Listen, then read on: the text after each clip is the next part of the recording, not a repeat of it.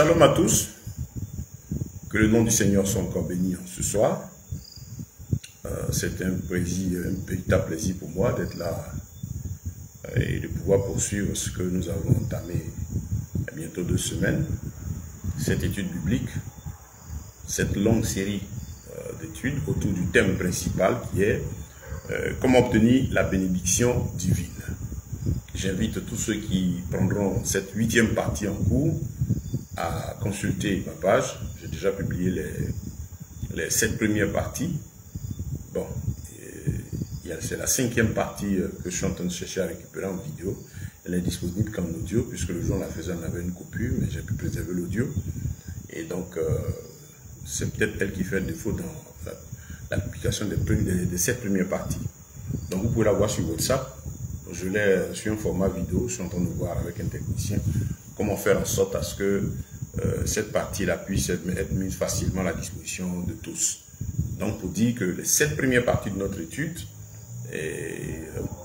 sont disponibles.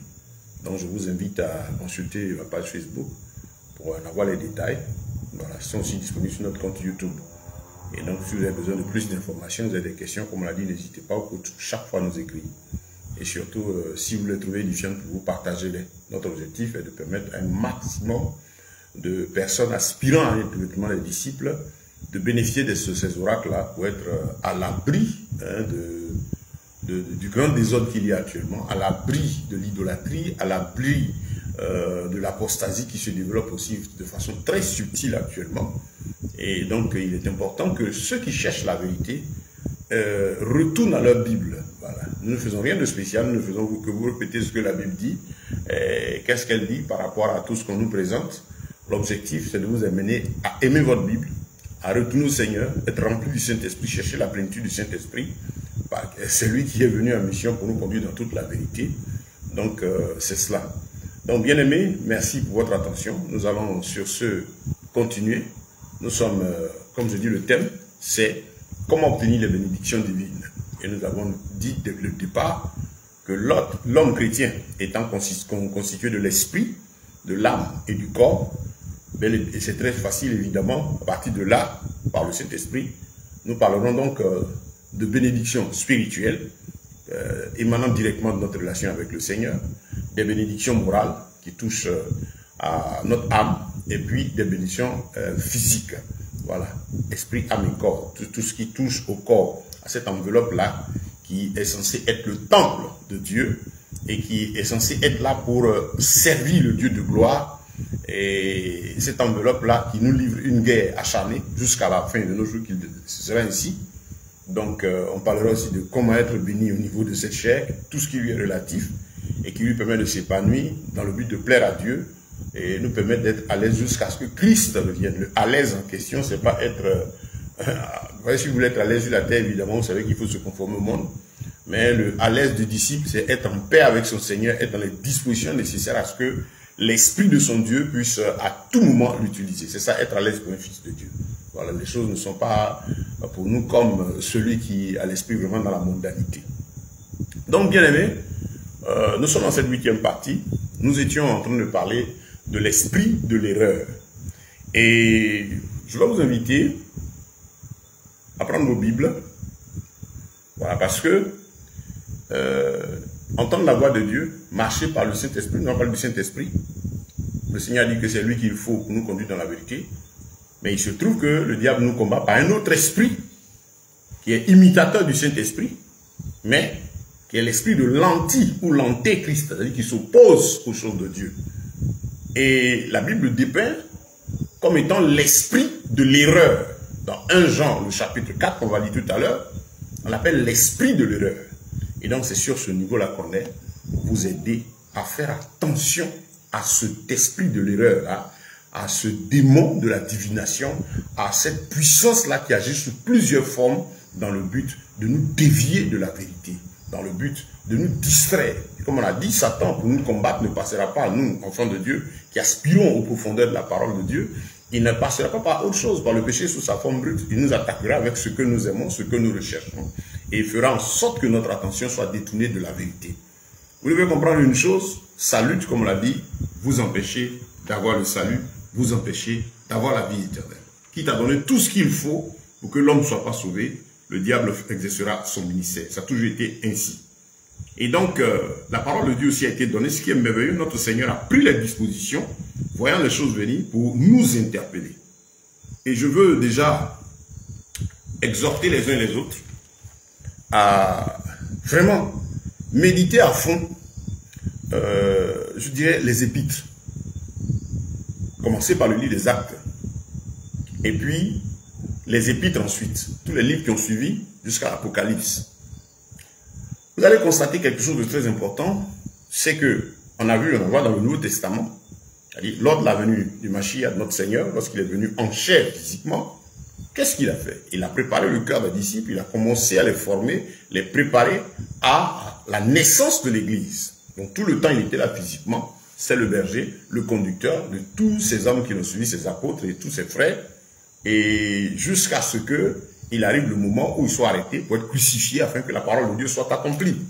Il avait déjà dit dans Matthieu chapitre 5 qu'il n'est pas venu abolir la loi, mais qu'il est venu pour l'accomplir. Et donc il fallait qu'elle soit accomplie, qu'on passe à la phase nouvelle, accomplie de ce que Dieu a préparé depuis l'ancienne alliance là, et qui devait se réaliser finalement à travers l'œuvre de la croix.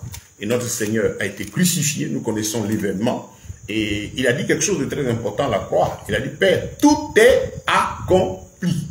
Tout est accompli. Donc de là, et il a été descendu dans le tombeau, il a vaincu la mort, il est remonté au ciel, et la Bible déclare qu'il revient. Et notre Seigneur revient effectivement. Mais il a eu le temps, quand il est ressuscité, de préparer le cœur des disciples. Ce qu'il avait déjà dit même avant la crucifixion. Quand vous disiez Jean 14, Jean 15, Jean 16, et c'est présent aussi dans les autres évangiles. Mais dans le livre de Jean, vraiment, à cette insistance-là sur l'importance pour le disciple, le Fils de Dieu, de s'attacher à la parole de Dieu, de demander, de se laisser remplir par le Saint-Esprit. Eux, ils avaient entendu, ils avaient reçu ces oracles. Et il y avait la suite. Il consistait maintenant à faire asseoir en eux ce qu'ils ont reçu. Lui, le maître présent physiquement, devait remonter et revenir physiquement habiter en eux. Et donc, cette phase était très importante. Pourquoi le Seigneur Dieu d'ici, c'est avantageux pour vous que je m'en aille et que je revienne. Et j'enverrai le consolateur. Il parle du Saint-Esprit, après il dit que c'est lui-même. En fait, c'est lui présent spirituellement en nous. Et donc, il est descendu dans la vie des disciples. Vous avez vu ce qui s'est passé à l'effusion de Saint-Esprit. Parce qu'ils étaient chauds quand ils ont vu le Seigneur ressuscité. Ils ont voulu aller. Il dit non, restez ici jusqu'à ce que vous recevez la promesse. Acte chapitre 1, vous lisez. Chapitre 2, vous verrez ce qui s'est passé. L'Esprit est descendu sur les disciples. Donc de là, vous avez dans le livre des Actes la vie de l'Église mère, l'Église biblique. C'est-à-dire l'Église, ce n'est pas l'assemblée des 4 murs. Vous savez, à cette époque, nos systèmes des 4 murs n'existaient pas. L'Église mère, l'Église d'origine. La Bible déclare dans Jean chapitre 1, au commencement était la parole. Bien aimé, si vous voulez régler tout problème, comme chaque fois, par la grâce de Dieu, je vous rappelle, la parole nous dit que tout a été fait par elle-même. Le Seigneur dit, au commencement était la parole était avec Dieu, la parole était Dieu, et elle fut faite chair. Tout ce qui a été fait par la parole. Rien de ce qui n'existe ne l'a été sans la parole. Le tout en question, de tout ce qui est à l'origine, tout ce qui est fait par la main de Dieu, qui amène à glorifier Dieu, qui est saint, qui est pur, à partir desquels, évidemment, le diable est venu faire ses copies. Donc le tout en question ici, c'est pour la version originale et originelle venant du Créateur. Par conséquent, parler d'église, parler de vie communautaire, parler de vie d'assemblée, il faut aller à la Bible pour chercher à savoir, quand on dit église, comment la Bible la définit. Mais l'église, la Bible dit, c'est l'ensemble de ceux qui ont cru, ceux qui sont appelés hors d'eux. Ces frères qui étaient à Jérusalem, on a vu le premier groupe, à Jérusalem, vivant dans la vie de Jérusalem, se rassemblant dans les maisons, se rassemblant dans les synagogues, en tout cas, dans toutes les occasions, se retrouvant pour prier, louer, célébrer Dieu, et puis rendant témoignage. Ils menaient cette vie de communion de frères là. Il n'y avait pas un bâtiment sur lequel le nom de l'église de Jérusalem était écrit. Non, c'était eux. Quand vous voyez qu'on dit l'église de Jérusalem, on voulait parler là des frères qui habitaient à Jérusalem. Je le dis, c'est important. Vous savez, marcher avec Christ, c'est pas faire du conformisme. C'est pas chercher à adapter les choses. Dieu n'a pas besoin qu'on l'arrange. Il est Seigneur. Il a besoin qu'on lui obéisse. C'est nous qui voulons des arrangements. C'est nous qui disons non, il faut faire ceci, il faut faire cela. Parce que tout simplement, on voudrait s'adapter. Ben, celui qui veut, il s'adapte. Vous savez, on est dans un temps qui est très compliqué. Et depuis l'Apocalypse, il y a plus de 2000 ans de cela, quand Jean parlait par la bouche du Seigneur, le Seigneur a fini de donner toutes les prophéties. Et il dit que celui qui se suit davantage. Celui qui se sanctifie. C'est qu'est-ce qui lui revient. Il a mis tout à notre disposition. Donc, vous parlez d'église. Si vous voulez savoir ce que c'est que l'église, déjà dans la définition du mot, il y a un problème par rapport à ce qu'on a. Ici, vous avez église temps, église temps, église temps, ce qui n'est pas public. Parce que l'église ne porte pas le nom. L'église, ce n'est pas les 4 bâtiments. Voilà, on a des points de rassemblement. Là, d'accord. Identifiés avec le nom. Mais ce n'est pas l'église. C'est ce que vous devez comprendre. Ce n'est pas l'église. Ce sont des points de rassemblement et qui, à l'intérieur, se trouvent des croyants, parmi lesquels, la plupart sont généralement des appelés qui ont entendu la grâce de Dieu, beaucoup d'appelés, et parmi lesquels sont dispatchés des élus du Seigneur, ainsi dans tout le monde entier. Et c'est justement pourquoi quand on parle d'église, vous ne verrez pas ceux qui parlent de « moi je suis l'église temps, moi je suis l'église temps », vous savez que le jour du jugement, il n'y aura pas de jugement par communauté, il n'y aura pas de jugement par assemblée, il n'y aura pas de jugement par concurrence. Il n'y aura pas de jugement par tendance. On sera seul devant le trône face à notre maître, soit pour être jugé, soit pour être béni. Et tout sera fait de ce que on aura fait de la parole de Dieu. De sa parole là. C'est en fonction de ça qu'il va nous juger. Et donc si vous ne vous attachez pas à cette parole, vous ne cherchez pas à trouver en elle ce que le maître dit, ce que lui le créateur dit, et que vous voulez les adaptations, ben vous allez avoir toujours des problèmes. La parole est tellement claire. Tout est donné dedans, aussi simplement, aussi clairement. Donc, parler de l'église, allez chercher la version biblique. Je le dis, ceux qui sont disciples, ceux qui recherchent les profondeurs du Seigneur, font toujours ce pas-là, aller plus loin. Le disciple, c'est un nègre, il cherche les profondeurs. Il n'est pas là pour ses considérations charnelles et physiques, il recherche la gloire, la présence de son maître. C'est ça, le disciple. Vous voyez? Donc, parler de l'église, lisez le livre des Actes des Apôtres. Vous verrez la vie des premiers disciples. Et là, vous avez l'occasion de la comparer avec ce qu'on a aujourd'hui. Parce qu'à cette époque, l'original était là et c'est maintenant le faux qui cherchait à entrer. Et les disciples, comme vous voyez au niveau des épîtres, ont commencé à écrire pour fortifier la foi des frères, pour les avertir, les aider déjà à se mettre en garde. Déjà, les conflits se présentaient. Le diable cherchait à recopier cette vie originale-là qu'il voyait à travers les apôtres, les 120 premiers là, qui ont reçu le Saint-Esprit, et tout ce qui a commencé à se passer, les milliers de personnes qui s'ajoutaient au fur et à mesure qu'ils prêchaient. Donc là, c'est garant de l'évangile. Ces apôtres étaient là. Donc c'était un problème pour Satan de s'asseoir et de vraiment mettre sa domination. Difficile. Parce que les apôtres étaient des garants de l'évangile, des garants de la vérité. Ils avaient reçu le témoignage vrai. Donc l'église biblique, c'est-à-dire la version famille, vie spirituelle d'origine était là. Et le monde cherchait à les distraire. Quand vous lisez le livre de Romains, vous verrez que Paul dit, Romains chapitre 12, 1, 2, il exhorte les frères à ne pas se conformer au siècle présent. Parce que déjà, des gens voulaient entrer dans cette vie spirituelle, mais en ne voulant pas laisser le péché. Les Romains voulaient adapter la situation. C'est qu'ils ont reçu 3, 4 siècles plus tard. Parce que quand les apôtres et la deuxième, troisième génération de serviteurs de Dieu après eux n'étaient plus là, ils étaient persécutés, dispersés, la route était maintenant bien large, parce que ceux qui étaient restés après cette troisième, quatrième génération se sont laissés corrompre. Il n'était pas possible de corrompre les apôtres. Pas possible. C'était des garants de la vérité. Des gens qui avaient donné leur vie pour Christ, c'était des serviteurs de Dieu attachés aux oracles, aux profondeurs, qui veillaient sur ce qu'ils avaient reçu du Mashiach. Au point que, donc, quand vous lisez l'église des Actes, je vous donne le schéma, vous comprenez ce que c'est que l'église. Quand vous lisez les épîtres, vous voyez les problèmes qui avaient déjà commencé, qui sont plus développés aujourd'hui. Mais ces garants de la vérité, puisqu'il n'y a rien de nouveau sous les cieux, déjà, voyant ces choses et poussés par l'esprit, travaillaient à amener les frères qui étaient là à avoir de la vigilance. Et ce que le Saint-Esprit a produit par eux, et pour nous aujourd'hui, notre époque est telle qu'aujourd'hui, on ne peut pas parler de, quand on veut parler de l'église, c'est d'autres définitions. C'est des choses qu'on a oubliées. Non, nous, on est l'église sainte. Nous, on est les fils de temps. Nous, on est de temps, nous, on est de temps, nous, on est de temps. C'est ce à quoi on assiste. Mais que dit la Bible? Que dit la Bible? Voilà le grand problème. Donc, les apôtres n'acceptaient pas qu'on contrefasse la parole de Dieu. Ils n'acceptaient pas qu'on la dilue. C'était des garants de la vérité. Donc, quand vous verrez les épîtres, jusqu'à l'Apocalypse, vous allez voir des gens en train de se battre contre l'apostasie, contre toute défiation, déformation de l'écriture. Se battre pour encourager ceux qui étaient faibles à rester attachés à la vérité. Se battre contre le désordre qui essayait de rentrer à l'église de Corinthe. se battre, hein, comme Jacques s'est battu, pour que les gens ne dilue pas la parole de Dieu. Et des gens qui se plaignaient, oh, on est enfant de Dieu, on demande et puis on ne voit pas. Il dit, mais vous demandez, vous n'obtenez pas parce que vous demandez mal, dans le but de satisfaire les passions qui brûlent dans votre chair. Ces hommes étaient des garants de la vérité.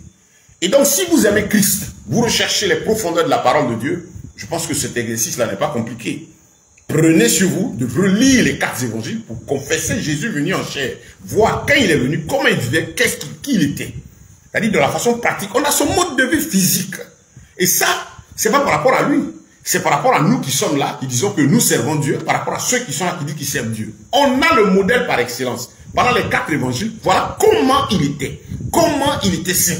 Donc celui qui ne s'identifie pas à lui, qui ne confesse pas Jésus venu en chair, la Bible dit qu'il n'est pas de Dieu. C'est clair. Ça, c'est pour les disciples. Maintenant, les suiveurs, vous pouvez vous adapter. Vous pouvez arranger ça vous plaît. Parce que le gars vit dans son péché et il ne touche pas à vos péchés, mais il vous permet de faire certaines prières, il a des citations, des trucs qui vous plaisent. Faites comme vous voulez. Mais nous sommes là pour rappeler ce que l'Écriture dit. Donc, si vous voulez le mettre, le modèle excellent, physiquement, il est venu, il était présent là, en Israël, dans les 4 évangiles. Quand il est remonté, qu'il a descendu son esprit dans les disciples, on a vu l'œuvre qu'il a poursuivie en chacun d'eux dans le livre des Actes. Comment ces personnes la demandaient, comment ces personnes la priaient, qu'est-ce qu'elles recherchaient. Elles qui avaient reçu l'esprit, qui ont marché avec Christ, qui ont entendu Jésus dire, jusqu'à présent vous n'avez encore rien demandé, demandez, votre joie sera parfaite. Ils demandaient quoi au juste? Au point où dans 1 Jean chapitre 5, Jean va mettre toute la conclusion pour dire, nous avons auprès de lui cette assurance que si nous demandons une chose selon sa volonté, il nous écoute. Les disciples avaient compris que tout devait être inspiré par l'esprit. Ils ne vivaient que pour l'esprit et par l'esprit, sachant qu'ils devaient toujours se battre contre cette chair qui s'opposait au bien-être, à la bonne disposition pour plaire à Dieu et au Seigneur. Donc, bien aimés, lisez les évangiles pour connaître votre maître, pour voir comment il a vécu. Et par rapport à lui, tous ceux qui se réclament de lui, qui disent que c'est le Seigneur qui les envoie, ils doivent le confesser, ils doivent avoir la même attitude, même simplicité, même effacement, même humilité. Même mode de vie. Et comment ces disciples après lui ont vécu, on a dans le livre des Actes, et les problèmes qu'ils ont rencontrés dans les épîtres, tout est disposé. Si vous faites cet exercice, vous prenez le temps de lire, de relire, de prier le Seigneur. Si vous avez déjà reçu le Saint-Esprit, c'est une bonne chose, mais commencez par demander au Seigneur de vous donner son esprit. Ça, on le rappellera. Parce que, pour nous qui sommes fils et filles de Dieu, nous comprenons que tout se décide dans le spirituel. Ce spirituel vrai. Donc, il faut que nous ayons la vérité. Vous allez voir que dans les épîtres, les apôtres reprennent beaucoup ces 2 phrases. Ils œuvraient dans la connaissance précise et correcte. Connaissance précise et correcte du Seigneur. Connaissance précise et correcte en toute sagesse. C'était important pour eux d'avoir la voix de Dieu correctement, sans rien ajouter, sans rien retrancher. C'était sacré pour les apôtres, sacré pour les premiers disciples. Mais aujourd'hui, le mélange, l'adaptation, les excuses de péché sont là. C'est le monde, ça ne nous surprend pas. La Bible déclare que ces choses vont arriver. Et ça va même dominer. Mais, ceux qui recherchent la vérité, parce qu'il y a toujours eu un reste, ceux-là se battront toujours pour s'attacher à l'original, chercher ce qui est vrai. Parce qu'on sait que l'enjeu de taille, c'est le royaume des cieux, voir notre Mashiach dans sa gloire, dans la vie éternelle là-bas, rentrer dans ce merveilleux repos, ce qu'il a accompli pour nous. C'est là ce qui compte pour nous. Et là, pour celui qui a cette aspiration, il n'y a rien à marchander. Son cœur, son âme travaille toujours à chercher la face de son Dieu. Bien aimé, que Dieu vous bénisse. Donc je vais donner ce plan-là pour vous aider. Ayez pour modèle la Bible. Ayez pour modèle le Seigneur. Ayez pour modèle de vie en Christ le Seigneur. On a son histoire. On sait que quand Christ est en quelqu'un, on l'a vu lui-même physiquement. Et puis on a vu maintenant ses apôtres quand il est rentré en eux spirituellement par le don du Saint-Esprit. Comment ils ont vécu. Comme le papa. Comme le maître. Comme le Seigneur. Dans l'humilité, dans la simplicité. Loin de la cupidité. Loin de la vanité. Dans une vie simple et humble, modérée, sobre en toutes choses. Vous avez ces modèles, vous qui aspirez à être disciple. C'est dans votre Bible. Et à partir de là, vous prenez maintenant, c'est votre miroir, vous l'avez dans votre cœur. Et quand vous voyez tout ce qui se passe, vous savez comment marcher. Parce que nous attaquons ce texte, 1 Jean chapitre 4, à partir du verset 1. Bien-aimés, ne croyez pas tout esprit, mais éprouvez les esprits. S'ils sont d'Élohim, parce que beaucoup de faux prophètes sont venus dans le monde, à ceci, vous connaissez l'esprit d'Élohim, le Saint-Esprit. Qui a le Saint-Esprit? C'est-à-dire quelqu'un, si un individu vient, qu'il a le Saint-Esprit. Tout esprit qui confesse que Yeshua Mashiach est venu en chair et d'Élohim. Tout individu, ici, il aborde le volet spirituel, c'est-à-dire ce qui anime ce qui se présente à vous. Je finis le texte d'abord. Et tout esprit qui ne confesse pas Yeshua Mashiach est venu, que Yeshua Mashiach est venu en chair, n'est pas d'Élohim. C'est celui de l'anti-Mashiach, dont vous avez entendu dire qu'il vient. Et maintenant, il est déjà dans le monde. Petits enfants, vous êtes d'Élohim. Et vous avez remporté la victoire sur eux. Parce que celui qui est en vous est plus grand que celui qui est dans le monde. Eux, ils sont du monde. C'est pourquoi ils parlent comme étant du monde. Et le monde les écoute. Nous sommes d'Élohim. Celui qui connaît Élohim nous écoute. Celui qui n'est pas d'Élohim ne nous écoute pas. C'est par là que nous connaissons l'esprit de vérité et l'esprit de l'égarement, dans la version que j'ai ici, de la Bible de BYM, Yeshua Mashiach, qui parle de l'esprit de l'égarement. Dans la version de la Bible, il dit l'esprit de l'erreur. Frère, c'est un avertissement du Seigneur. Il y a celui-là qui a décidé de faire en sorte à ce que ceux qui cherchent la voie de la vérité soient toujours distraits. Nous vous disons ici, c'est Jean, c'est pas n'importe qui, l'apôtre Jean, ce disciple qui faisait partie des 12, qui se couchait même sur Christ, qui a écrit l'évangile de Jean, qui vient ici par les épîtres, comme je dis, je vous invite à les relire. Vous voyez comment ces hommes se battaient pour ne pas que la contrefaçon ait place. Donc Jean, vu la séduction, le désordre qui se présentait, il va catégoriquement dire aux frères et aux sœurs en Christ qui étaient là, et par l'esprit, à nous autres, à toute l'église, à tous ceux qui ont cru, et qui croyons, et qui croiront jusqu'à la fin, de ne pas croire tout esprit. Ne croyez pas tout esprit, mais éprouvez les esprits, pour savoir s'ils sont d'Élohim. Parce que beaucoup de faux prophètes sont venus dans le monde. Vous avez appris que l'Antichrist vient, il est déjà là, lui. Il ne peut se manifester physiquement, comme Thessaloniciens le dit, parce que le Saint-Esprit est encore là, mais il est déjà, beaucoup de personnes, ses disciples travaillent poussés par ces mêmes démons. Il y a plusieurs démons déjà qui possèdent des canaux, c'est des hommes qui viennent vous séduire. Et le problème, il est hautement spirituel. C'est pourquoi Jean dit ici, il ne faut pas croire tout esprit.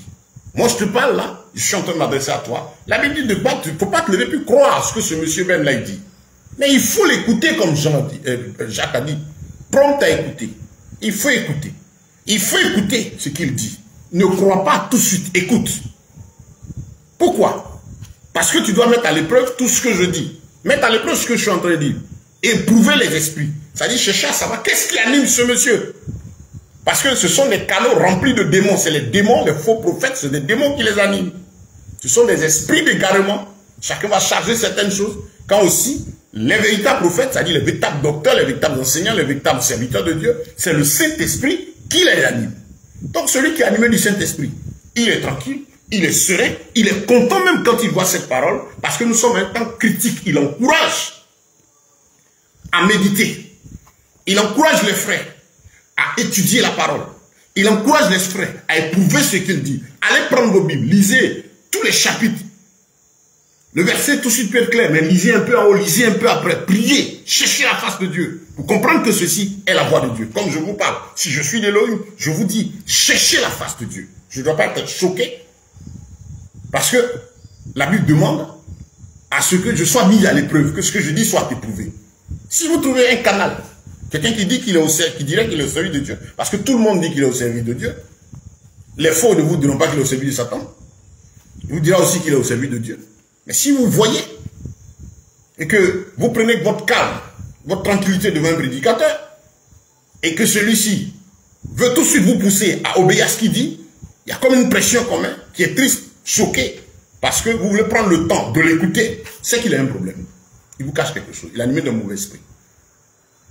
Parce que s'il est animé du Saint-Esprit, il sera content comme les chrétiens de Béret, et ils écoutaient et ils fuyaient. C'est la même chose. Pourquoi? Le faux prophète, c'est l'émotion. Le faux prophète, il a tendance tout de suite à vous pousser. Parce qu'en fait, ce qu'il recherche, ce n'est pas votre prospérité spirituelle. Regardez une de leurs marques. C'est pousser les gens à agir tout de suite à travers ce qu'ils disent. Faux prophète. Dans les programmes, les campagnes, tout ce qu'ils font, tous les faux prophètes, les faux docteurs, les faux enseignements, les faux enseignants, qu'est-ce qu'ils recherchent? C'est un gain immédiat. Ils veulent tout de suite quelque chose, un résultat immédiat. Alors que celui qui est de Dieu cherche à apporter la parole qui vient pour remplir votre cœur et dans la tranquillité produire le résultat de la vie. Il ne presse pas, il ne force pas, il est caractérisé toujours par la simplicité, par l'humilité. Et son résultat, quand il prêche, c'est pour que vous viviez, c'est pour que Christ soit glorifié, que vous soyez transformés. Le faux prophète, c'est dans son territoire de 4 nuits, c'est un programme. Regardez tous, c'est des opérations pendant un programme. Une veillée, une série de ceci, cela. Il y a quelque chose qui est attendu là. C'est des résultats financiers. Et donc, il faut tout de suite obtenir ce qu'ils veulent. On va lire dans le livre de Pierre. Le faux prophète, c'est ça, la rapidité, la spontanéité, croire tout de suite et se soumettre. Parce qu'il sait que si tu prends le temps de réfléchir, de méditer, tu risques. Le cerveau, Dieu a tellement bien fait à la conscience là. Quand tu prends ton calme et que tu as le Saint-Esprit, tu risques de comprendre ce qui est. Donc le faux prophète pousse tout de suite à vouloir croire et se soumettre à ce qu'il dit sans qu'on réfléchisse. Donc il dit, éprouvez les esprits. Et comment vous allez identifier aussi le faux prophète? Il ne confesse pas Jésus venu en chair. Ça veut dire quoi? Celui qui est de Dieu, il confesse l'esprit de l'Église. Quelqu'un qui est animé de l'esprit, du Saint-Esprit, le canal en qui il y a le Saint-Esprit, il confesse Yeshua venu en chair. Ça veut dire quoi? Vous avez dans les 4 évangiles son témoignage, répété aussi souvent par les apôtres dans les épîtres. Homme simple, humble, effacé, œuvrant toujours à donner gloire à Dieu, ne travaillant pas à satisfaire les plaisirs charnels, se battant pour les autres, se donnant pour ses disciples, fuyant la gloire des hommes, partageant ce qu'il recevait, travaillant à nourrir aussi ceux qui étaient autour de lui, se battant pour qu'il n'y ait pas d'indigents. Il recevrait des dons, des offrandes, et ces offrandes reçues, il permettrait aussi qu'ils soient distribués aux nécessités autour. Ce qui venait n'était pas pour lui seul, il partageait. Il a dit même aux disciples, donnez-le vous-même à manger. En situation critique, il agissait pour pouvoir aux besoins de ses âmes. Habillé humblement, habillé simplement. Pas sale, pas luxueux, mais humblement. Au point où il a fallu que on paye Judas Iscariote pour qu'on puisse l'identifier. Alors que ça fait plus de 3 ans et demi qu'il parlait ouvertement. Pourquoi on a payé Judas Iscariote? Ça doit faire réfléchir. Il a dit quoi? Quand il allait chercher les gens. Celui que je veux embrasser, saisissez-le sûrement, c'est lui. Pourquoi? Regardez le Mashiach pendant son ministère.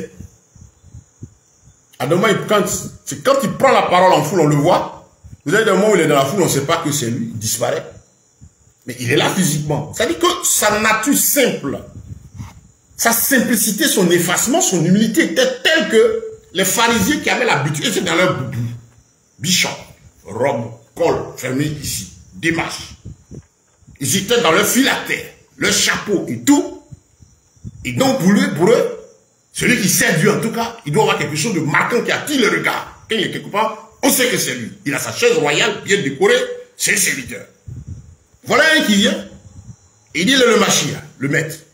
Un simple effacé. Donc ils avaient des difficultés, le plus souvent à l'identifier au milieu de ses apôtres, des frères, à cause de son effacement. C'est quand il prend la parole publiquement qu'on le voyait. Regardez une situation. Quand je la regarde, je dis vraiment le Seigneur est merveilleux, qui nous donne chaque jour. Je prie, il dit Seigneur, crée cet effacement-là en moi. Parce que, regardez ce qui s'est passé à la piscine de Bethesda. Il est dit qu'un ange descendait une fois et remuait l'eau, n'est-ce pas? Et le premier malade a sauté dedans, était guéri. Et il se trouve que le Seigneur arrive ce jour-là à la piscine de Bethesda. Il a dit qu'il y avait là plusieurs malades, plusieurs personnes malades. Les gens avaient déjà entendu parler de lui. Si le maître était quelqu'un qui vient parle, ah, Jésus arrive avec les disciples. Mais imaginez-vous, à la piscine de Bethesda, mais tous les malades allaient sauter là. Comment est-ce qu'il s'est arrangé? Comment Yeshua est rentré à Bethesda et les malades n'ont pas su que c'était lui et il a approché un des malades pour lui demander, tu veux être guéri? Il dit, je n'ai personne pour me jeter dans l'eau. Et au Seigneur, lève-toi, prends ton lit et va. Le gars a pris le lit. Il y avait des malades autour, ils étaient plusieurs. Je réfléchis, mais comment ces gens-là n'ont pas su que c'était lui? Mais tout le monde allait sauter sur lui là.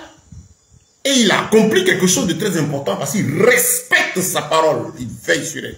Il ne disparaîtra pas un seul trait de lettre de cette parole. Bien aimé. À Bethesda, l'ange qui descendait, en fait, c'était lui. Et depuis que Christ est passé là, il n'y a plus d'ange qui est descendu à Bethesda là. Il a guéri un seul, effectivement, c'était lui. Et qu'est-ce qui s'est passé? Parce que c'était une épreuve là, l'image d'une épreuve là à Bethesda avec la grâce. Il est venu, respectant sa parole, il l'a accompli. Quand il a fini de guérir le mal, il a pris donc les parties. Je dis, mais vraiment, Seigneur, tu t'es vraiment effacé et humble. Quand il voulait qu'on sache que c'est lui, il prenait la parole. Quand il ne voulait pas, il n'était pas mis ses disciples. Donc c'est ce qui était très compliqué pour les pharisiens à cause de son effacement. C'est ça même qui a choqué aussi le jeune homme riche. Il ne pouvait pas comprendre que lui, il est tout bon religieux, bon pratiquant des recommandations de ses leaders religieux. Mais il voit un homme simple et humble avec des pécheurs et puis ils sont heureux. Habillés humblement, ils vivent en paix. Les enfants peuvent courir, venir se mettre sur Jésus. Aujourd'hui, là, les stars que vous avez, là, vos idoles, parce que ce sont vos idoles. Si vous prenez un et que vous êtes attaché à lui comme votre divinité, comme... enfin, vous ne savez pas. Allez aduler un homme, c'est de l'idolâtrie véritable. On a un seul modèle, c'est le Mashiach Christ. Et le serviteur de Dieu, il est censé être celui-là qui conduit au Mashiach. Et donc, en lui, cette nature de Christ que vous devez connaître dans la Bible doit se répercuter à l'intérieur et à l'extérieur. Les gens vivent leur péché ouvertement. Et ils vous font croire qu'ils ont une certaine puissance, une force. Tenez-vous juste à ce que vous voyez les manifestations. Ne regardez pas ce qu'ils font. Ne touchez pas à mes oins. Quel oin? On parle des oins véritables de l'Éternel.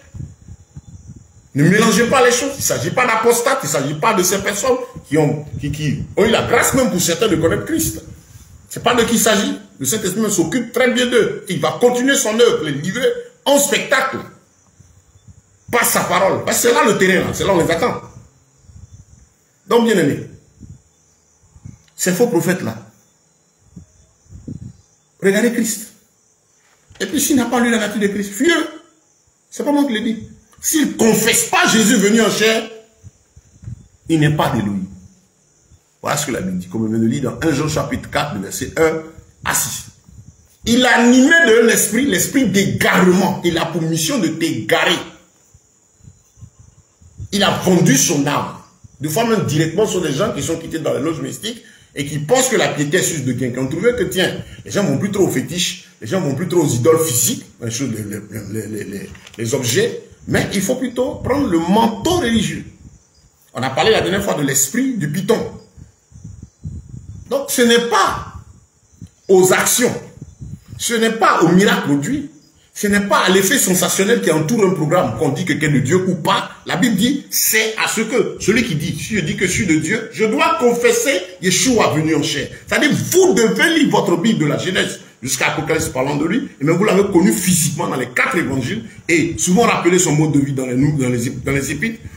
C'est là que vous devez me juger. C'est-à-dire que, quand on dit juger, faites la comparaison pour voir, est-ce que je confesse Christ venu en chair? Le message qui sort, il sert à quoi? Est-ce que Christ est glorifié? Est-ce que dans le mode de vie, ça vous rappelle Christ? Si c'est pas ça, c'est pas de Dieu. Je suis pas de Dieu. Si c'est cela, c'est que je suis de Dieu. C'est pas pour les manifestations. Tout simplement parce que l'esprit d'égarement, il agit aussi pour affaiblir l'esprit de ceux qui sont mal affermis par le sensationnel. Parce qu'il sait que l'homme se penche beaucoup sur l'émotion. On l'a dit, l'esprit de Python, il a la capacité de vous dire tout ce que vous avez fait depuis l'instant où vous vous trouvez devant lui. Parce qu'une fois que vous arrivez sous un faux prophète, et que dans une disposition, ah, je vais chercher la voix de Dieu. Vous n'avez pas de relation intime avec le Seigneur. Vous savez que vous pouvez commencer à chercher la face du Seigneur, prier. Dieu peut utiliser des gens, effectivement, pour vous aider à davantage avancer, mais tout est sur la base d'une relation personnelle d'abord. Quand vous n'avez pas d'intimité et que vous croyez que votre solution se trouve dans la bouche de quelqu'un, il faut aller à un programme, vous êtes à la merci des esprits qui l'animent. Parce que quand vous venez devant cette personne, quand vous inclinez, la puissance en question vous domine. Et donc, du coup, le démon qui anime ce faux coin-là, ce faux prophète, ce faux prédicateur, ce démon-là rentre en contact avec les démons qui vous suivent. Et ils ne font rien de spécial. C'est là où le numéro de téléphone. Qu'est-ce que ça de spécial? Numéro de téléphone, il y a telle chose dans ta cuisine. Ce n'est pas le Saint-Esprit, c'est de la séduction. C'est de la séduction. Quel est l'objectif de ça? Tu as besoin de connaître ton numéro de téléphone, quelqu'un vient de répéter ton numéro. Ça quoi, ça apporte quoi? On l'a vu. Quand le Seigneur a rencontré la femme, parce qu'il faut bien lire, la femme samaritaine, il n'a pas commencé par dire, tu as 5 maris, non. Il a commencé par lui parler de la vie de l'eau, jusqu'à ce que la femme dise, je veux cette eau de vie. Et quand son cœur était prêt, qu'elle a accepté l'eau de vie, cette présence, il dit, va chercher ton mari. Pour encore plus les Samaritaines, pour appuyer sa parole, pour dire, celui que tu as vu est véritable. Elle dit, non, je n'ai pas de mari. Il dit, oui, tu as dit vrai. Tu as dit vrai, parce que tu as eu 5 maris. Mais il n'a pas commencé par dire, femme bien, tu as 5 maris, tu as ceci. Ça, c'est de la divination. Ça, c'est l'esprit de Python. Et c'est pour vous séduire. C'est le travail de l'esprit de Python. Il s'en fout de votre vie. Il ne cherche pas à gagner votre cœur. Regardez le programme, regardez tout le bruit. Mais ce même système-là, c'est ce qui allait chez le féticheur, chez le marabout, dans les loges occultes, et ainsi de suite.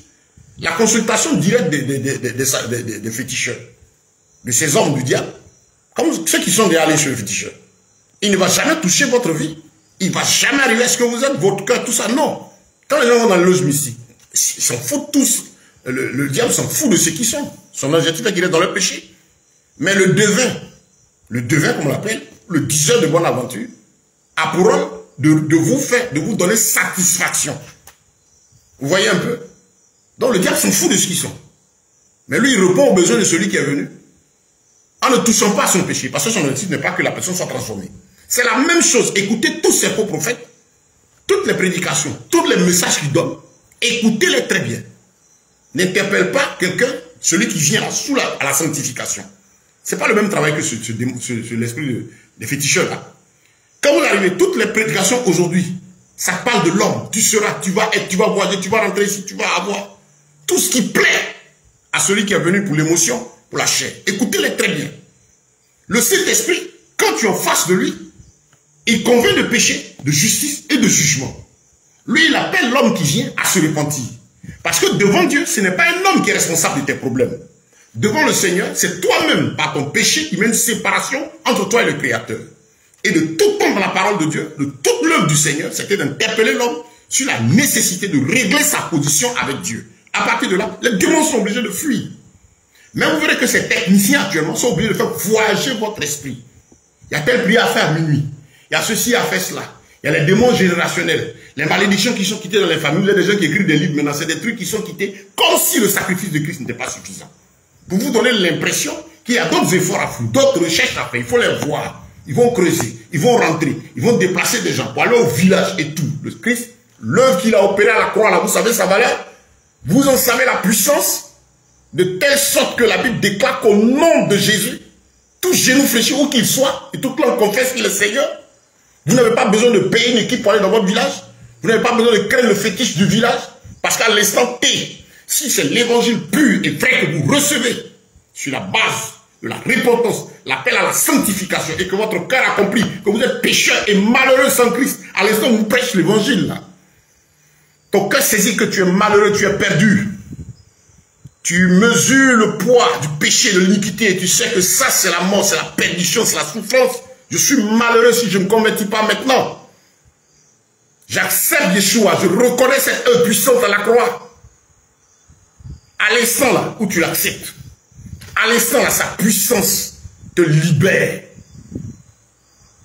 Il a tout accompli dans l'œuvre de la croix. Et donc en l'acceptant sur la base de la vérité, en te repentant, la puissance des fétiches, l'héritage, tout ce qui a été fait, c'est tout est brisé à l'instant là. Et lui-même, il vient, il prend place dans ta vie. Puis la marche commence. Dans cette démarche, effectivement, tu vas voir les oppositions du mal, mais tu n'es plus prisonnier. Si vous ne savez pas l'autorité de l'écriture, vous ne la connaissez pas. Les gens font trop voyager votre esprit. C'est un club de businessmen à la fin. Parce qu'il ne faudrait pas que vous sachiez que, étant intime à Christ, à l'instant T sur la base de l'évangile pur par la conversion, vous êtes libre. Si vous savez que vous êtes libre, est-ce que vous allez être ballotté ça et là par le programme? Est-ce que vous avez facilement des personnes qui vont sortir l'argent pour déposer quand on veut vous distraire? On ne parle pas de faire des offrandes, on va arriver à ce sujet. Je parle de l'objectif qui anime ces personnes-là. Il faut créer tout. Mettre les choses dans les conditions pour que vous ne soyez pas libre, ne soyez jamais libre. Parce que si vous êtes affranchi par l'évangile vrai, le diable est désarmé, ils sont tous désarmés. Si tu écoutes, tu dis non, depuis ça ne va pas. Depuis je rentre ici, j'ai fait tous les jeunes qu'on me dit. Toi, mais quand tu parles, tout ce qu'on te dit, tu fais. Mais le Seigneur t'a dit quoi? Et, ah, je ne sais même pas, tu ne peux rien dire même. Tu n'as pas d'intimité avec le Seigneur. Tu es perdu. Pourtant, c'est lui qui délivre et qui affranchit. Comme tu n'as pas d'intimité, tu seras à la merci de tout vent de doctrine. Et c'est triste. C'est triste. Il dit, vous êtes éloignés, vous les avez vaincus. Vous avez vaincu l'esprit de l'erreur. Tous ces mauvais esprits. La parole de Dieu est trop puissante, frère. On dit au nom de Jésus, tout genou fléchira et toute langue confessera que Christ est Seigneur. La parole nous déclare qu'à la croix, il a dépouillé, il a exposé dans une version, il a exposé publiquement la puissance de Satan. Il est dépouillé, il est descendu dans le séjour de mort, il a brisé le pouvoir de la mort, puis il en est sorti vivant. Celui-là, si c'est lui que tu as accepté, si c'est comme ça, si c'est cette base que tu l'as reçue, ta délivrance commence maintenant. En même temps, c'est-à-dire dans le spirituel, c'est un acquis. Parce que lui, il est lumière. Quand il descend, c'est comme je suis dans cette pièce, ça a de la lumière. Je sais automatique, j'éteins tout de suite les ténèbres. Quand Christ descend, les démons sont obligés de fuir. Parce que les démons n'ont peur que de la parole énoncée en vérité. Ils n'ont peur que de la parole de Dieu telle qu'écrite. Ils en savent l'autorité. Et donc, il faut user de plusieurs subversifs pour vous distraire. Si vous ne méditez pas, vous ne priez pas, vous ne cherchez pas la face du Seigneur, je ne sais pas ce qu'on peut faire pour vous. Vous allez continuer à errer ça et là. Et aussi vous rejoindre à ceux qui trouvent leur plaisir dans le péché parce qu'ils ont envie de vivre leur péché, ils ont envie de faire les choses de Dieu, mais bon, il faut trouver un moyen d'amusement, c'est trop physique d'aller peut-être dans se conformer aux autres, mais il faut s'habiller comme eux, il faut faire ceci. Il y a des gens, c'est leur plaisir, ils ont créé leur business, ils ont créé leur assemblée. Quand vous regardez, vous allez voir les cheveux, les traits, quoi, des gens, le mondain, les gens qui aiment bien leur péché, bien assis là, ils sont heureux. Ben, ils sont heureux, c'est leur plaisir. Moi, personnellement, ça ne me choque pas. Je suis triste parce qu'ils suivent le témoignage du Seigneur. Mais il faut s'attendre à eux. Je cherche Christ. Je suis heureux parce que le modèle de ma foi est toujours vivant. Celui en qui j'ai cru est vivant. Je ne crois pas à un homme, je crois en Christ. Et il a dit que l'esprit qu'il m'a donné m'enseigne. Et donc son esprit est là. J'étudie ma Bible depuis que je l'ai connu. J'écoute les gens qui parlent et son esprit me dit, ceci est de moi, ceci n'est pas de moi. Ce que j'ai dit là, c'est comme ça. C'est comme ça que je marche avec lui. Et ce Dieu est fidèle. Mais dans mon village, quand je prends mon village, mais il y a des malédictions, des trucs que les gens ont fait depuis. Mais depuis qu'il a connu Christ, en quoi est-ce que ça a eu un impact sur moi? Ça n'a pas d'impact sur moi. C'est que les grands-parents ont décidé au village, non, ce village ne doit jamais se développer. Moi, j'ai donné ma vie à Christ, Christ a changé ma vie. C'est eux qui sont étonnés. Comment toi, tu sors du lot? Mais vous, votre conversion, comment et puis maintenant les gens, non. Ils ont prié dans tel village. Au point où certains frères se sont fait avoir. Parce que suivant ces plaisantins, ils ont détruit le fétiche du village. C'est du n'importe quoi. Nous poursuivons.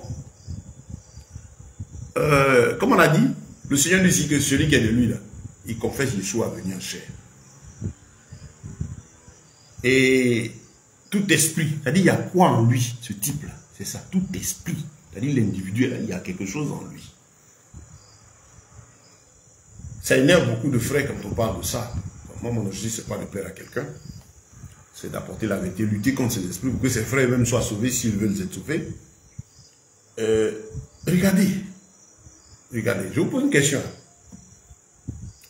Dans vous, vos temples, vos bâtiments, toutes vos gloires, chaises royales, si, humblement, Yeshua venait et devait rentrer, est-ce qu'il allait aller s'asseoir dans vos chaises là? C'est très compliqué même de rentrer encore. On l'invite à aller s'asseoir dans la chaise royale, invité royal. Et c'est toutes les démarches là, il allait le faire. Regardez quelque chose. Si c'est aujourd'hui que l'œuvre de la croix devait être prise pour le salut, qui allait crucifier le Seigneur? C'est toutes les stars que vous connaissez. Toi qui t'as oint, qui est ton père spirituel, qui est ta couverture, qui est ton patriarche, tu viens de quelle généalogie? C'est la même chose. Ils ont créé la business system où ils sont interdépendants, soumis les uns les autres, avec une sorte de hiérarchie, mais qu'ils tirent le plus souvent des loges mystiques, conscients pour certains de ce qu'ils font, quand d'autres aussi, qui ne sont pas encore arrivés à certains niveaux, ne sont pas encore dans ce système occulte, pensent que c'est un jeu, aussi copie. Mais ils savent, ils sont des mentors. Dans le monde occulte, il y a des mentors. Nous continuons notre lecture. On va prendre 2 Pierre, voilà, l'épître de Pierre. 2 Pierre, le chapitre 1. D'abord, on va aller vers la fin du chapitre 1. Parlant toujours de la mise en garde contre le faux prophète, l'esprit de l'égarement. Verset 19 à 21. 2 Pierre, pardon, le chapitre 1, verset 19 à 21. Nous avons aussi la ferme parole prophétique, à laquelle vous faites bien d'être attentifs, comme une lampe qui brille dans un lieu obscur, jusqu'à ce que le jour ait brillé à travers l'obscurité de la nuit, et que l'étoile du matin se lève dans vos cœurs. Sachez donc ceci, qu'aucune prophétie de l'Écriture ne vient d'une interprétation particulière, car la prophétie n'a jamais été autrefois apportée par la volonté humaine, mais c'est porté par le Saint-Esprit que les 6 hommes d'Élohim ont parlé. Oh, super. Ces garde-fous, mais je les aime parce que quand vous les lisez, que vous voulez vous en tenir à ce qui est écrit, les séducteurs, ils sont foutus. C'est pourquoi ils travaillent, ils bossent à ce que vous ne vous attachez pas aux oracles du Seigneur. L'esprit d'égarement fait à ce que vous n'avez pas d'intimité avec la parole. Moi, j'ai le choix, je tombe sur cette parole. Il me dit ici, nous avons aussi la ferme parole prophétique. Mais quand on parle de prophétique, le mot là, je ne sais pas, il y a quel problème. Regardez ces metteurs en scène, ces comédiens qu'on voit. Leur prophétie, c'est quoi? Tu dois aller prendre du sel, tu dois rentrer ici. Ton nom s'appelle. C'est pas ta prophétie, c'est rien, c'est de la divination. Maintenant, pousser les gens disent non, tu dois faire telle pratique. À une minute, tu dois prendre une bouteille d'eau pour rentrer ici. Frère, vous êtes en train de faire de la divination. Vous rentrez dans des systèmes occultes. Ce sont des gens qui sont adonnés à des pratiques de la Kabbale. C'est toutes ces choses-là qui étaient faites par les pharisiens. Et dans le fond, et quand Christ est venu, il a balayé cela, ça les a énervés.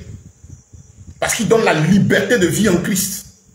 Par l'opération de la croix, tout ça annulé. Quand même certains rituels se faisaient.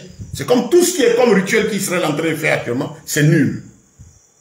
Parce qu'ils vont aller, construire le 3e temple, où l'Antichrist va venir s'asseoir. Mais le machin ne viendra pas là-bas. Il y aura les 2 prophètes qui vont agir.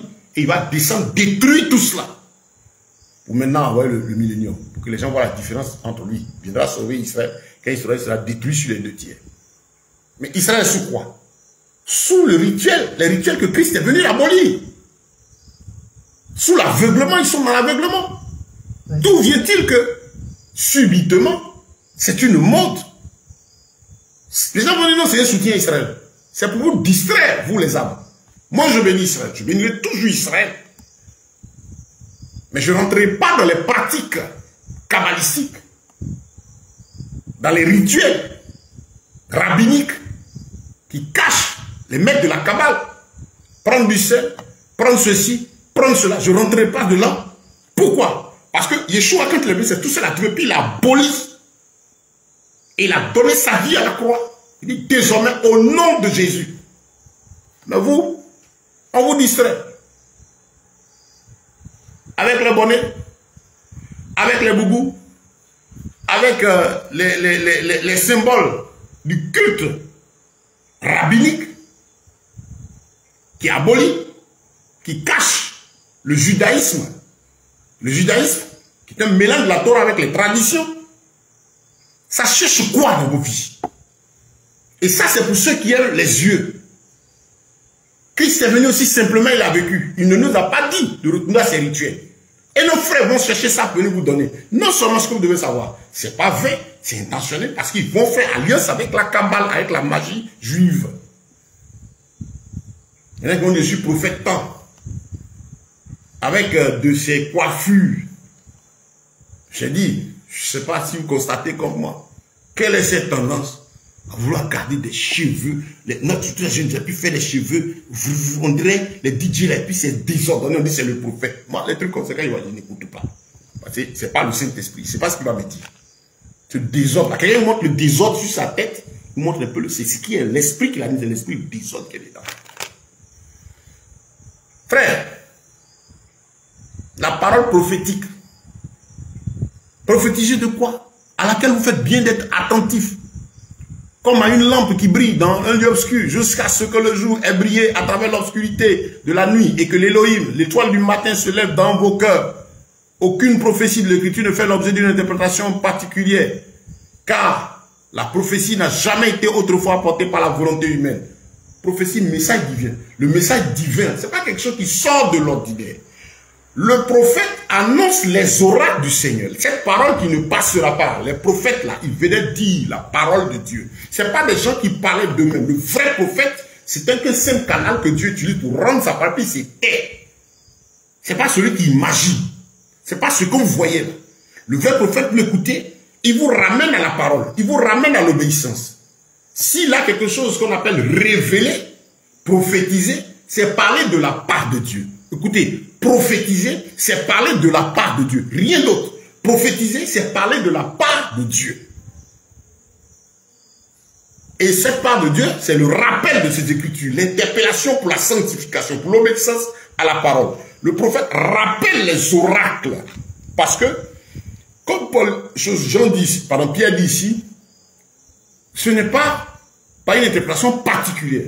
Ces gens-là, guidés par le Saint-Esprit, les vrais prophètes, quand on voit tout leur message, aujourd'hui quand on parle, on étudie le temps, ce qui se passe dans les nations, on... Gloire à Dieu. Oui, c'est une heure, généralement à cette heure dans ma zone, la connexion commence à s'affaiblir. Je pense qu'on ne va plus trop durer. On va fermer cette 8e partie pour poursuivre la 9e partie demain. Donc, je suis en train de dire que prophétiser, c'est parler de la part de Dieu. C'est dire quoi? C'est dire la parole, les oracles du Seigneur. On prend les prophètes Jean, on parle tout de tous ces prophètes. Mais tout ce qu'ils ont dit était de Dieu. Et on voit les choses se réaliser par l'histoire du temps et tout. On a vu Moïse prophète d'Éternel. Qu'est-ce que Moïse a reçu? Il a reçu la parole qu'il nous a donnée. Maintenant, les soi-disant prophètes, ils prophétisent quoi? Rien. Ils ne répètent pas ces Écritures. Ils ne rappellent pas. Ils ne parlent pas pour attirer votre attention sur le temps, sur les profondeurs de vos cœurs. Mais c'est des citations. C'est pas une prophétie, c'est de la divination. Parler de votre oncle, votre tante, ce n'est pas une prophétie. Ce n'est pas ça une prophétie. C'est vous révéler le nom de l'oncle, le nom de la tante, ainsi de suite. Et c'est anti-biblique. Parce que vous va se dire, c'est ton oncle, c'est ta tante qui veut te tuer. Pourtant, la même Bible dit, tu n'as pas à lutter contre la chair et le sang. C'est quel Dieu qui lui parle? Cette année, les ennemis vont mourir. C'est dans quelle Bible? S'il est né de l'esprit, il ne maudira pas. Quelqu'un qui est né du Saint-Esprit, qui sait ce que c'est que la vie éternelle, c'est qui attend l'homme sans Dieu, il priera même pour que le pécheur la soit se répande. L'ennemi. Mais regardez quel message. Les oiseaux ne volent pas plumage. Il faut faire attention aux voisins.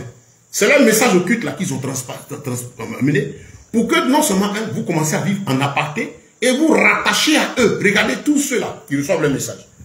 Ils les détachent de leur famille, ils les détachent de leurs collègues, ils les détachent même de leur foyer. Parce que le système consiste à faire en sorte que l'âme qui vient devant eux là soit captive de leur système, constamment là pour donner l'argent. C'est tout. Donc il faut le mettre dans des dispositions telles que il pense que son abri se trouve là où cet individu se trouve avec ses 4 muscles au système qu'il a mis. Parce que si jamais son esprit, ceux qui l'écoutent d'autres, son esprit risque d'être réveillé. S'il est avec sa femme, qui n'est pas très, qui se méfie un peu, il dit ne pas être trop soumis, ou est-ce elle trop soumise. Si le gars convoite, il y a trop de désordre. Et je vous mets sur les pistes, on ne peut pas tout dire. Donc prophétiser, c'est parler de la part de Dieu. C'est dire la voix de Dieu. Et cette voix de Dieu, qui vient répéter l'écriture, qui vient montrer l'histoire, qui vient glorifier Dieu. C'est prophétie de l'écriture, c'est ça. Ça glorifie Dieu, ça amène à la sanctification, ça amène à fuir le mal, à une conversion profonde. C'est ça, la prophétie de l'écriture. À ne pas confondre avec les actes de divination. De soi-disant de révélation. Parce que le diable révèle, il ne révèle rien de spécial. Comme la femme qui avait l'esprit de Python, je vous ai déjà expliqué. Ces hommes sont les serviteurs du Dieu. Écoutez, elle a fait ça pendant plusieurs jours. La Bible dit que Paul s'en a glacé, il a chassé le démon. Le Saint-Esprit ne travaille pas comme ça. Il prépare le cœur, il amène l'homme à la sanctification. Puis il te dit effectivement, voilà ça. Tu as dit vrai. Parce qu'il a éprouvé la bonne dame. Elle a dit oui, je n'ai pas de mari. Il a mis à l'épreuve. Il a dit la vérité. Il lui a dit effectivement, c'est ça. Il dit, il sait tout. Il nous connaît tous. Mais ce dont il a besoin, c'est pas de nous réciter tout ce qu'on a fait. C'est qu'on soit repentant, qu'on l'accepte comme Seigneur, souvent se répandre devant lui. Il dit, ah, tu es cessé. Je sais que tu es cessé. Malgré tous tes mots que je connais, tu es cessé. C'est pas la vie, pas de repentance. Pour la repentance, il faut accepter Christ, le reconnaître comme Seigneur et Sauveur, regretter nos iniquités. Et puis maintenant, il nous sauve. Voilà le vrai prophète. C'est pas les rituels, c'est pas les mises en scène, c'est pas va prendre ceci. Je vous rappelle, tous ceux qui font ça là, va prendre tel objet, faut rentrer ici, faut faire ceci, c'est des gens, c'est la plupart sont des occultistes. Parce que vous n'avez pas besoin de faire tout cela. Tu as quel problème? Tu as accepté Yeshua? La Bible déclare qu'au nom de Jésus, tout genou fléchirait, toute langue confessera qu'il est Seigneur. Assis-toi, puis prie ce qui te fatigue là. Vive leur spectacle au nom de Yeshua. Toi, en ayant bien entendu sur la base de rapports sincères avec Dieu, une véritable nouvelle naissance. Parce que tant que le péché est là, celui que tu es en train de chasser, le démon l'a dit, ah Dieu, tu tiens quelque chose qui m'appartient, je ne peux pas partir. Va appeler tous ces metteurs en scène, ils ne vont jamais vous demander de vous repentir aussi, parce qu'il faut que ça permet de vous maintenir constamment là, pour remplir le panier. Ça fait mal, mais c'est ça l'objectif. Au lieu de vous amener vers Christ. Mais ils ne peuvent pas aussi vous amener vers Christ, parce que soit ils ont vendu leur âme, soit ils ne connaissent même pas le chemin. Ils sont là pour du business pour certains, ils sont là aussi, dedans aussi, parce que c'est un dévié. Objectif, c'est l'esprit qui les anime. Connaissez l'esprit de l'erreur. Il ne glorifie pas Dieu. Il cherche à vous donner des prophéties qui font l'objet d'interprétations particulières. Vous avez vu ce verset? Sachez donc qu'aucune prophétie de l'écriture de Dieu d'une interprétation particulière. Il dit la prophétiser c'est de Dieu. Va regarder dans ta Bible. Regardez un peu. Le gros danger, je l'ai signalé la dernière fois. Ils ont tendance à vous faire croire que la Bible ne suffit pas et qu'il y a une autre dimension dans laquelle il faudrait que vous entriez pour avoir d'autres connaissances, d'autres profondeurs. Si vous entendez quelqu'un dire ça, vous êtes disciple de Christ, fuyez-le. Il vous conduit dans le mysticisme. Il y a des gens maintenant qui disent qu'ils parlent aux anges. Ils ne parlent pas à Christ. Le Saint-Esprit, non. Ils ont dépassé certains niveaux. Fuyez-les. La prophétie qui sort, qui ne glorifie pas Christ, qui n'amène pas la sanctification, avec des interprétations spéciales. On dit non, vous faites, c'est le prophète qui a dit, c'est le prophétique. Le prophétique là, c'est quoi? Il faut dire c'est le mysticisme, parce que le prophétique, c'est-à-dire l'annonce de la parole. Les prophètes, ils ne parlaient pas d'eux-mêmes. Si c'est le prophétique, la parole qui vient de Dieu pour glorifier le Seigneur. Si vous ne lisez pas à ce temps où on arrive là, vous serez toujours en danger. Et puis, regardez, on va terminer. Ceux qui ont une spécialité. 2 Pierre, toujours où on est, le chapitre 2. Mais il y aura aussi de faux prophètes. Mais il y a eu aussi de faux prophètes parmi le peuple. Comme il y aura aussi parmi vous de faux docteurs qui introduiront, écoutez bien, des sectes. Hein, ils introduiront secrètement, ouais, secrètement, malicieusement des sectes de perdition. Reniant le Seigneur qui les a achetés. Ils ont même goûté la grâce. Et amenant sur eux une ruine soudaine, une perdition soudaine. Ils vont introduire secrètement. Ils ne disent pas la vérité, écoutez-les. Ils vous attachent à quoi? À eux, à leur système, à leur technique. Attention. Et beaucoup suivront leur perdition à cause d'eux. Et à cause de la voix de la vérité sera blasphémée. C'est ce qui se passe aujourd'hui. Et par cupidité, c'est ce que je suis en train de vous dire, c'est pas quelque chose que moi je dis que ça coûte de l'argent. La Bible dit, c'est par cupidité, c'est par amour là, c'est pour votre argent, ce qui est dans votre poche là. Tout le boulot consiste à vous maintenant prendre votre argent. C'est pas moi qui dis.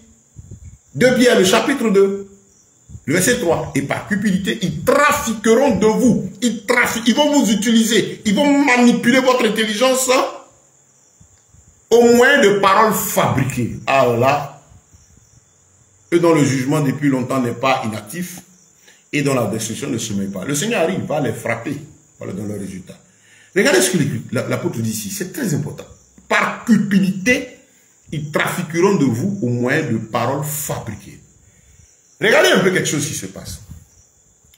Les versets de l'écriture qu'il faut rendre tranquillement.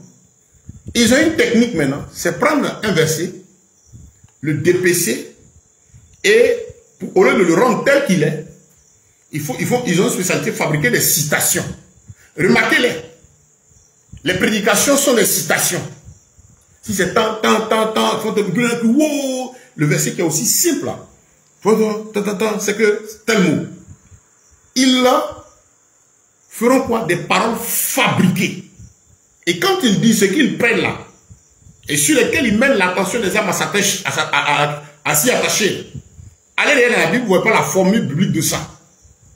Parce que répéter la parole, c'est vous ramener à Christ.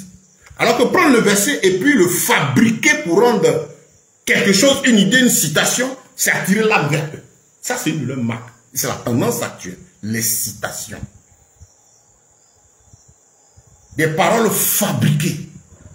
C'est ce à quoi on assiste. Hein? Écoutez, ils fabriquent les paroles. Ils ne vous rendent pas l'évangile qui est donné aussi simplement. Parce qu'il ne faut pas que vous attachiez à ça. Mais quand ils fabriquent, il y a de l'émotion, il y a de la sensation.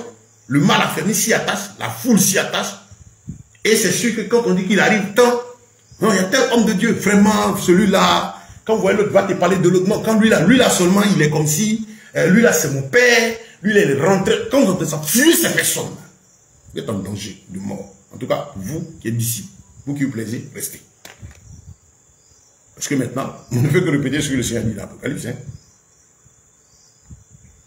Car, si Elohim n'a pas épargné les anges qui avaient péché, mais s'il les a livrés aux chaînes d'obscurité, dans le Tartare, où ils sont gardés pour leur jugement, et s'il n'a pas épargné l'ancien monde, mais s'il a gardé Noé, le 8e homme prédicateur de la justice, lorsqu'il a fait venir le déluge, vous voyez, je vous invite à lire tout le chapitre, la suite, le Seigneur est en train de nous démontrer que, mais il ne fera pas cadeau à ses destructeurs. Leur ruine sera soudaine. Ça va commencer ici-bas. Il y a beaucoup de choses qui se passent. Mais le diable travaille à faire en sorte que les gens ne fassent pas attention. Frères, ils trafiqueront de vous et par cupidité. Certains disent, oh, tu parles trop. C'est pas moi qui dis, la Bible dit que toute leur intention, toute cette organisation, tous ces systèmes, tout que vous voyez, c'est votre argent. Quand les temps sont durs, on a besoin d'argent. Et eux, ils vous font croire, et je termine par cette image, qu'ils ont des techniques pour avoir de l'argent. Pure escroquerie morale. Je demande souvent, depuis que vous pratiquez les potions magiques de ces faux docteurs et faux prophètes sur l'argent, depuis que vous pratiquez tout ce qu'ils vous disent là, vous êtes devenu riche.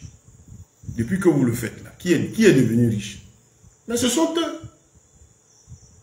Il y en a même quand vous regardez, parce que la convoitise fait qu'aujourd'hui ils sont obligés maintenant d'aller ajouter le logement mystique. Vous allez voir certains, ils sont riches de ce qu'ils exploitent de la main des âmes ignorantes. Maintenant, à leur niveau de vie aussi qui dépasse certaines choses, comme un peu ce qu'on voit avec certains milieux qu'on parle d'influenceurs ici, on a vu que certains, ça donnerait à des choses uniques. C'est même ça donnerait, des démonstrations étaient faites, c'est disponible. Mais pour pouvoir voiler ça, pour pas que le mouvement ça commence à trop sortir, certains maintenant sont dépeints comme des hommes d'affaires. Tu prends ton argent où je suis commerçant, je suis ceci.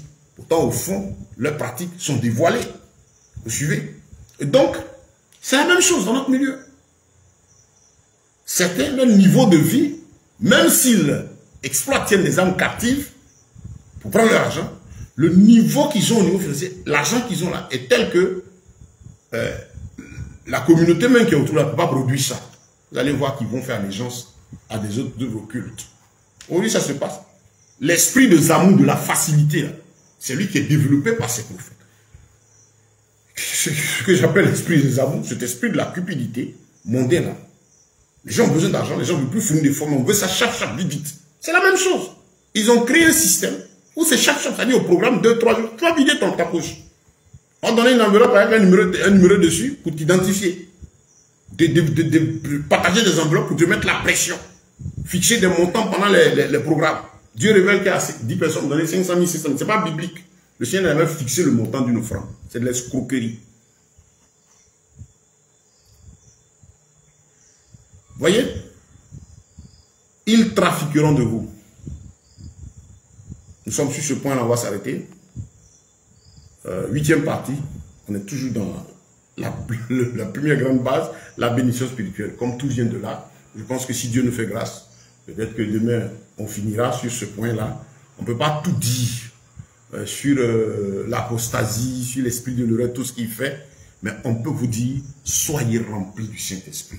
Cherchez la présence du Saint-Esprit qui vous remplisse, méditez, priez. Ce que je suis en train de vous dire, c'est rien de nouveau, c'est ce que j'ai vu dans la Bible que je vous répète. Et je l'ai dit, si c'est nouveau pour vous et que ça fait un moment que vous êtes en train de chercher Christ, c'est que vous avez un problème. Mais on ne fait même pas une question de longueur de temps. Si tu as accepté Christ aujourd'hui, même d'ici un mois déjà, quand tu commences à t'attacher à l'écriture, la semence là, tu as reçu le Saint-Esprit d'abord, tu as accepté Christ pour recevoir le Saint-Esprit, et que tu commences à méditer et prier, il te donne le goût de la parole, et ce dépôt commence à se créer pour que tu puisses agir et vivre. Et ces choses-là, maintenant, deviennent quelque chose de merveilleux. Quand tu entends aussi des personnes qui sont un peu plus là dans le temps avec le Seigneur, quand on parle, l'Esprit de Dieu en toi te permet aussi de comprendre est-ce que ce qu'il dit est vrai ou faux, et il te pousse à aller vers lui. Au moins tu es à l'abri. Donc, c'est par la plénitude du Saint-Esprit que vous serez à l'abri. Il y a trop de techniques, trop de choses qu'ils font. On ne peut pas vous les réciter. Chaque jour, il y aura de nouvelles versions. Chaque jour, il y aura de nouvelles pratiques. Chaque jour, il y aura beaucoup de choses pour vous distraire. Mais sachez que si vous êtes rempli du Saint-Esprit, attaché à la parole de Dieu, vous avez la nourriture de base, la lumière de base. Comme Jésus a dit, je suis le chemin, la vérité, la vie. Je suis la lumière du monde. Vous avez la base. Et donc, toute nouvelle stratégie, tout nouveau message, tout esprit, toute manifestation, le Saint-Esprit va vous arrêter pour dire, ceci, c'est moi ou pas moi. Ne tombez pas dans ces pièges. Attachez-vous au Seigneur. Parce que l'esprit de l'erreur a pour mission de vous éloigner du salut. Retenez ceci, Satan ne joue pas. Son objectif, mais s'il faut vous donner tout pour que vous ne soyez pas sauvés, il va le faire. Oui, je vous invite à ne pas négliger la suite des études. On va arriver au point où beaucoup attendent. On va parler de l'argent, comment obtenir la bénédiction matérielle. C'est-à-dire la troisième partie. Dans ce lot-là aussi, on va toucher ces éléments. La santé, l'argent. Qu'est-ce que la Bible dit à ce sujet? Il faut que tranquillement, vous vivez votre vie spirituelle, attachée aux oracles du Seigneur, dans la simplicité et l'humilité, sans que quelqu'un ne vienne vous perturber. Les temps sont durs, les temps sont compliqués, mais gloire soit rendue à notre Elohim.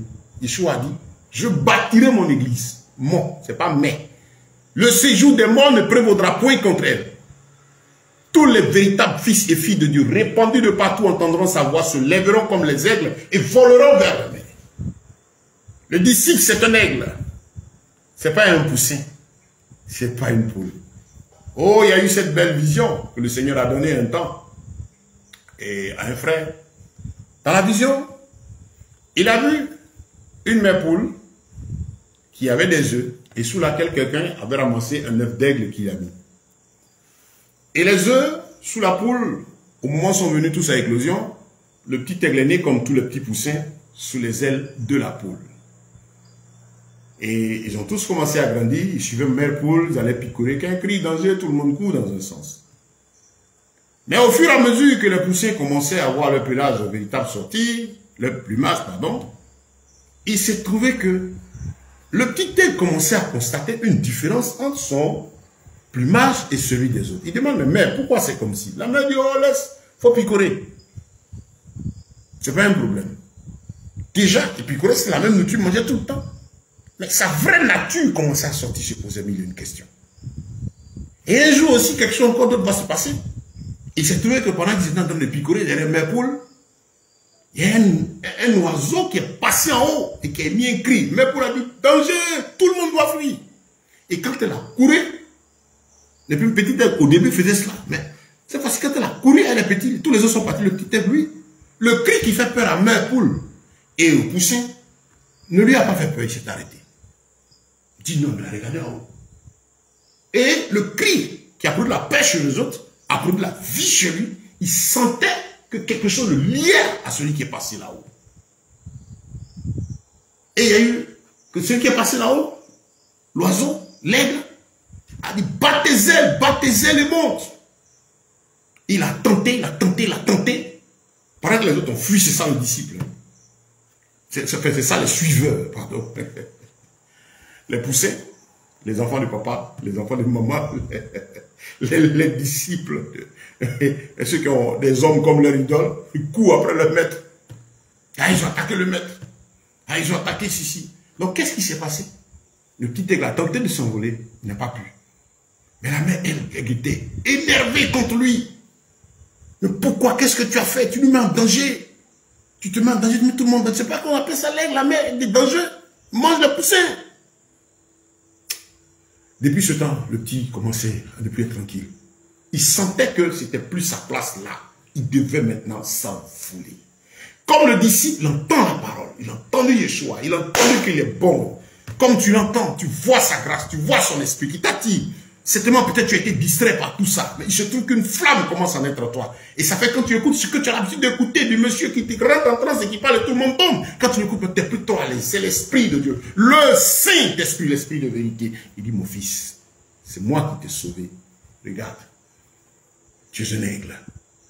Et donc, un autre jour, quand la mère poule se promenait avec ses poussins, la mère aigle est arrivée et le petit a battu des ailes, il est monté. Et cette image que le Seigneur donnait, c'était pour dire, malheureusement, les fidèles de communauté, les hommes attachés à des hommes, vous êtes des poussins. Sous la mère poule, c'est le système dénominationnel, avec le grand chef et tout le système bien conçu. Il ne faut jamais quitter sous ses ailes. Il faut picorer le grain qu'on te donne. Arrivé un moment, si tu es un aigle, tu as envie de manger de la nourriture solide. Arrivé un moment, si tu es fait pour le royaume, l'Esprit de Dieu va t'attirer. Tu es un élu, tu vas aspirer vers ces choses pures du Seigneur. Ces prescriptions, ces bruits ne passeront plus. D'autres sont abattus parce qu'ils ont tout essayé d'y rétrograde. Mais toi, tu sens qu'il y a quelque chose derrière. Et cette présence de l'Esprit, tu vas commencer à la chercher, puis tu vas t'envoler vers ton maître. J'espère que ceci est une nourriture pour ton âme et que tu es un aigle. C'est mon souhait. Les aigles remonteront tous vers le maître. Ce ne sont pas des gens qu'on me tienne entre les quatre murs. On ne peut pas les bloquer. Ils savent où ils vont. Ils sont guidés par l'esprit. Oui.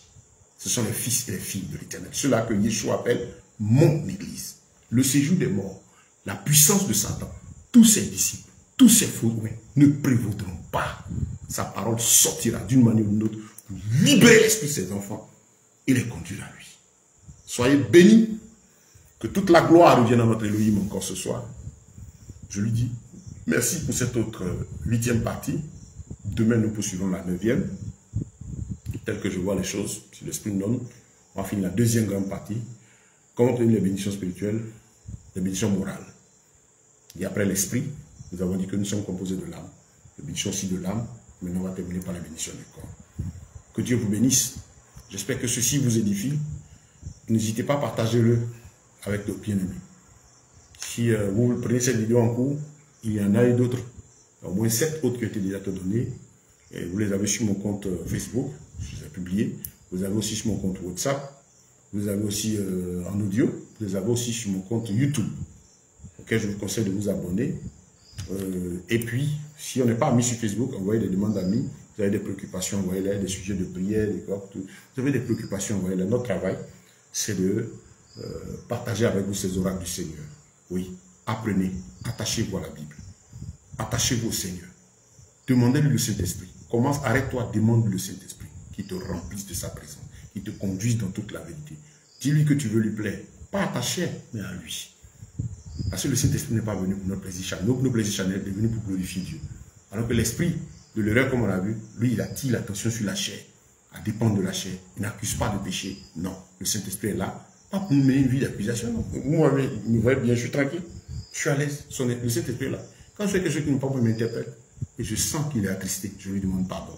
Il me donne la force de continuer. C'est là, c'est un père, un ami véritable. Yeshua en nous, extraordinaire. Il faut expérimenter. Et Yeshua, le Mashiach en nous, par son esprit merveilleux. Tu vas aimer la Bible, tu vas aimer la prière, tu vas voir, la vie va changer. Les ténèbres vont partir seules. Voilà. Gloire soit rendue à son nom.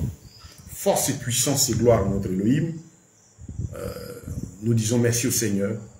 Père, que ton nom soit béni, exalté, célébré pour cet oracle du soir. Daigne la béni dans le cœur de tes enfants. Je te remercie parce que tu as dit qu'elle ne remonte pas à toi sans avoir accompli tes effets. Et amener au succès ce pourquoi tu envoies ta parole. Objectif, ramener le cœur de tes fils et tes filles à toi. Je te remercie pour tous ceux qui sont de toi, qui entendront ta voix et qui entendent ta voix et qui sont en train de revenir. Je te remercie pour ton esprit à l'œuvre, aussi qui est là pour mettre à nu les ténèbres. Pour que tous ceux qui vivent, entendent et voient la vérité. Comme tu l'as dit dans Malachie, chapitre 16, que l'on fasse de nouveau la différence entre celui qui est de toi et celui qui n'est pas de toi.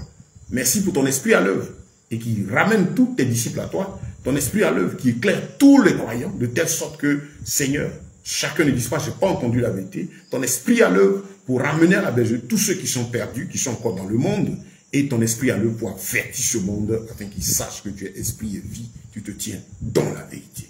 Gloire, honneur, force et puissance à toi. Bénis cette semence dans les cœurs, bénis toute cette série, merci pour la suite, fasse Dieu Tout-Puissant, que tout soit béni au nom de Yeshua. Amen.